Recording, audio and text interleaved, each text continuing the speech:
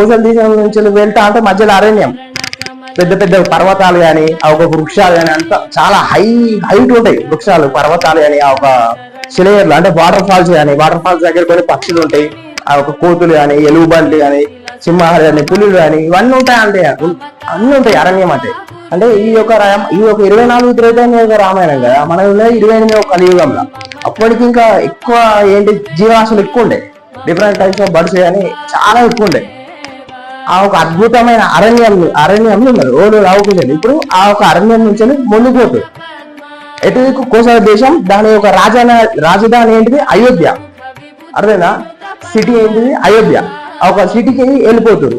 ఆ ఒక ఏంటి ఈ యొక్క పులిమేర ఉంటదిగా, పులిమేర ఆ ఒక కమాన అంటాం కదా మనం, ఆ ఒక పులిమేర నుంచి వెళ్ళిపోతా ఉంటారు. వెళ్ళిపోతా అంటే మంచిగా చూస్తూ ఉంటారు వాళ్ళ అవకాశాలు. అంటే ఈ యొక్క రామాయణం, రామ కథ వినరయ్య అనుకుంటే ఒక పాట ఉంటది.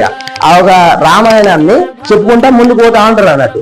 ఆ ఒక పెద్ద పెద్ద అంతఃపురాలు కానీ, ఆ ఒక అంటే అయోధ్య ఎట్లున్నది అంటే పెద్ద పెద్ద భవనాలతో అంతఃపురాలతో ఉన్నది.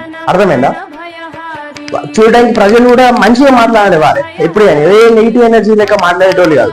మంచి ఈ పని ఉన్నాకో ఇలా చేసేద్దాం అన్నట్టుగా మాట్లాడతారు అన్నట్టు. అట్లున్నారు అయోధ్య జనాలంతా.